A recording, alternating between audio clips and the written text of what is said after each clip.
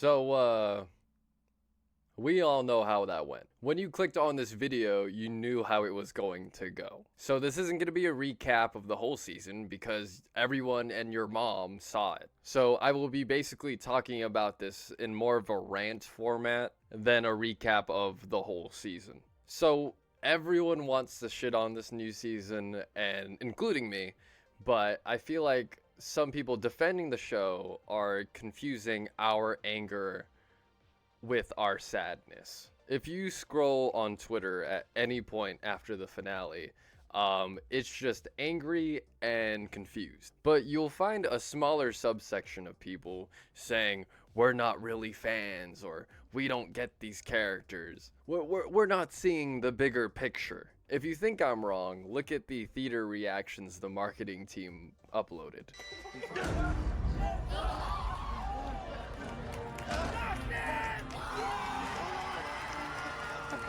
Obviously, I don't mean to target these specific people, but clearly there are people who still enjoyed the new season. So, not targeting them specifically, but you're wrong.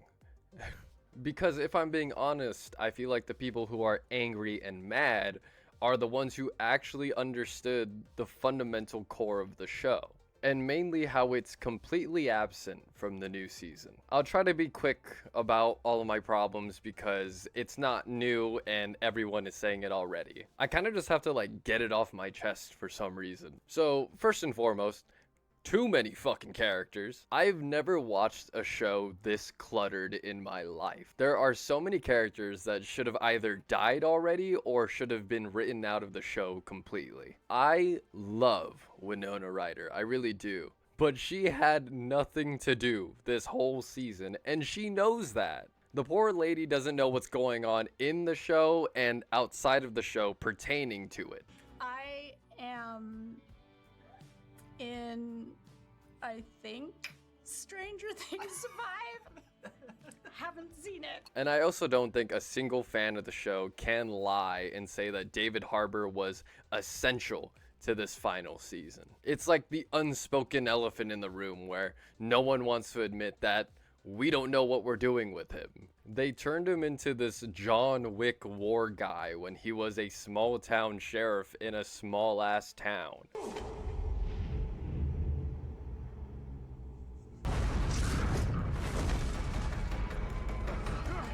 He's the best, man. He's the best. He was just barely competent enough to understand what was going on in season 1. Now he's taking out half of the United States military, including Nancy, by the way. I don't know if we want to talk about that. No, but Nancy puts up a body count this season that is never acknowledged again, by the way. What really sucks about Hopper, in my opinion, is that they really wrote him out of the show in the best way possible. The season 3 ending of Elle reading Hopper's letter is by far one of the best scenes in the entire show. The emotional impact was there, but they just couldn't commit. You'll get that a lot from this whole new season. They just couldn't commit to anything. Bringing him back was such a cowardly move, and I feel like they knew that too. They just didn't know what to do once they did it.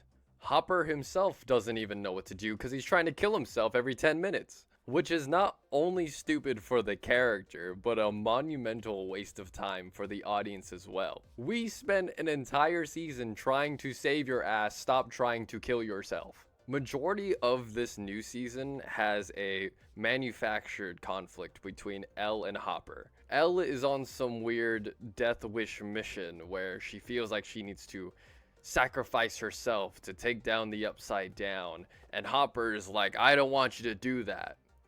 I'm gonna kill myself instead. Moving on. Mrs. Wheeler, I don't even know what to say about Mrs. Wheeler.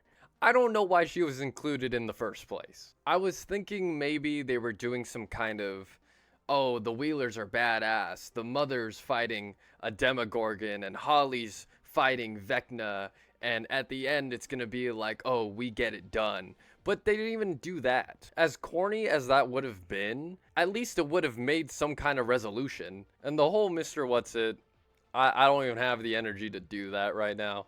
It's stupid. It's dumb. I say stupid because, I mean, one, it is. but also because the show is treating us like we're the same age as these children. Like we don't know who it is. You know, in season 5 of the show, we spend 2 whole episodes of the characters trying to figure out what it all means and who is this.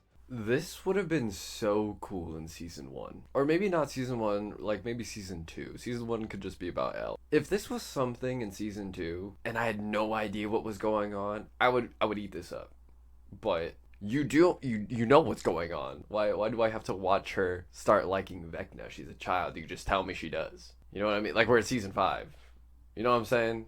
Which completely conflicts all of the characters themselves, because at the beginning of the season, you see them running an operation in the Upside Down like it's a routine. Over time, they've gotten really well versed in how the Upside Down works, and now they're using it to their advantage.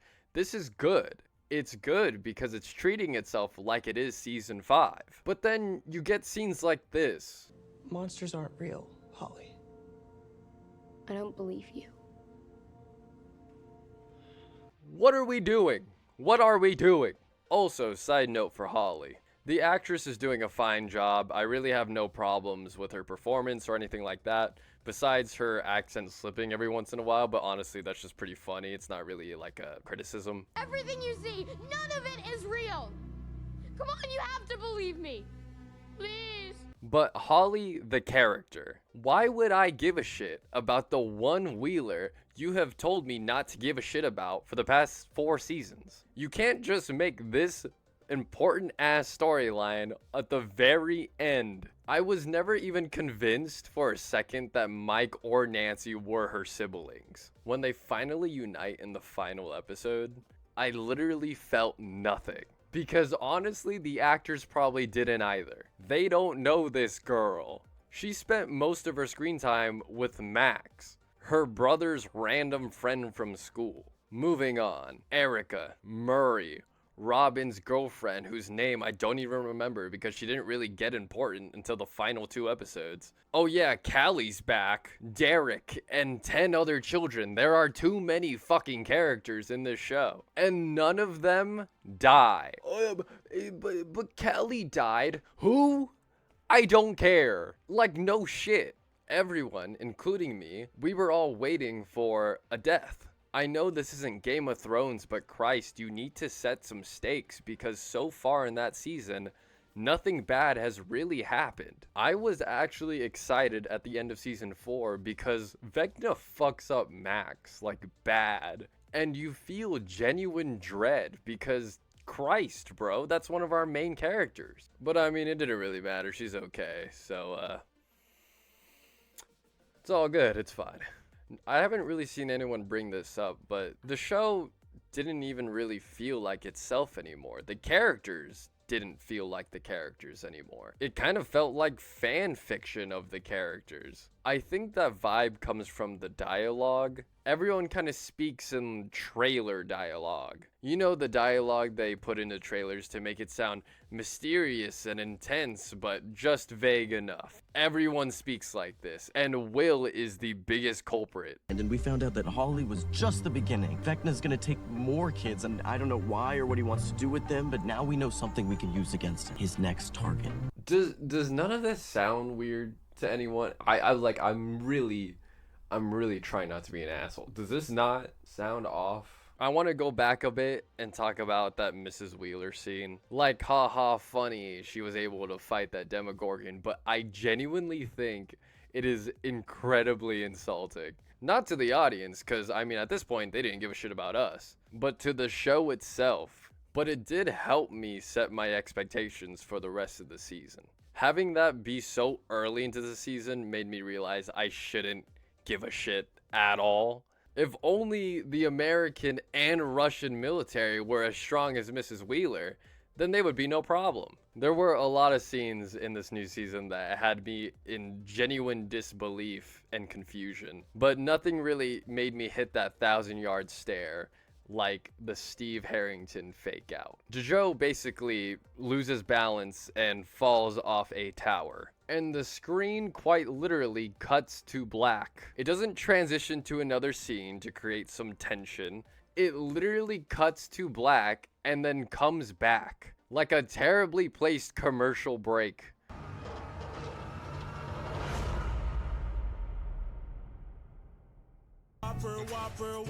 Whopper, junior, double, triple. Maybe I was too invested into the show at this point because I've never felt genuinely insulted before. It was literally the Duffers going, we almost had you though, we almost had you. What else, man?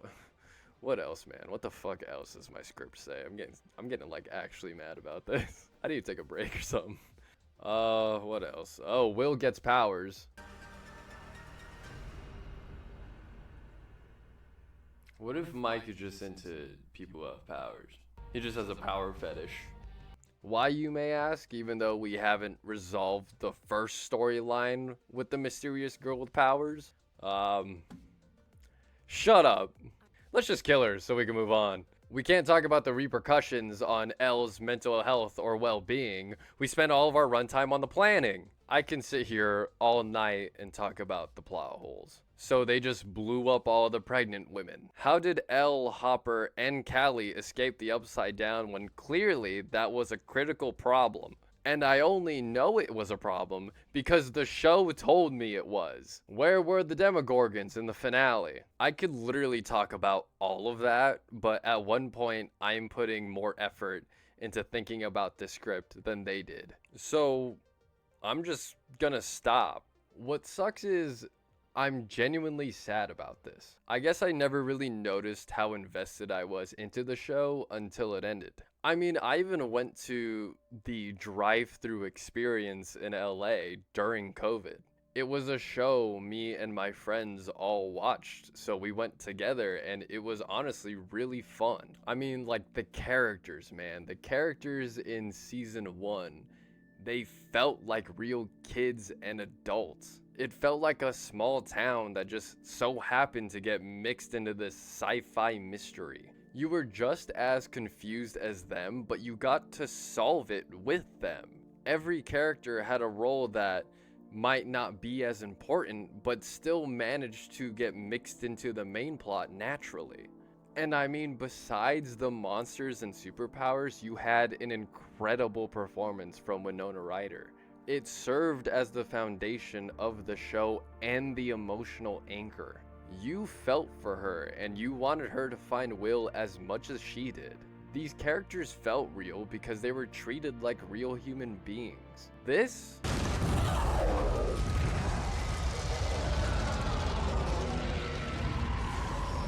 I don't know what this is, but this... I am not gonna stop looking for him until I find him and bring him home. I am going to bring him home! This is and was Stranger Things to me. Writing this video made me sad, and filming it made it worse. I think people need to be reminded that no one wanted this to be bad. If you think I set my expectations too high, rewatch season 1. It's crazy because it wasn't the most well-written or prestigious television at the time, but it had an undeniable charm. Maybe it was the small setting, maybe it was the characters, maybe it was the mystery, I don't know, but the feeling was there. I could be as analytical as I want to be in this, but at the end of the day, it came down to feeling. So I'm ending it here because I think it's time to put it to rest. Show's over. At least in my brain, because it's been at least a week or two since it came out. I don't know, it kind of feels like a bad breakup. Like this show, or someone in this case, turned into something you never thought they would turn into. Does that make sense? It sucks it had to end this way, but there was a time. It didn't become the biggest Netflix show of all time for no reason. I don't know. It's 2026, and I don't want to be negative the whole time. I want to remember it as I wanted to remember it as. I'm hoping to do more in 2026. We'll see how that goes. But until then, I'm right behind you.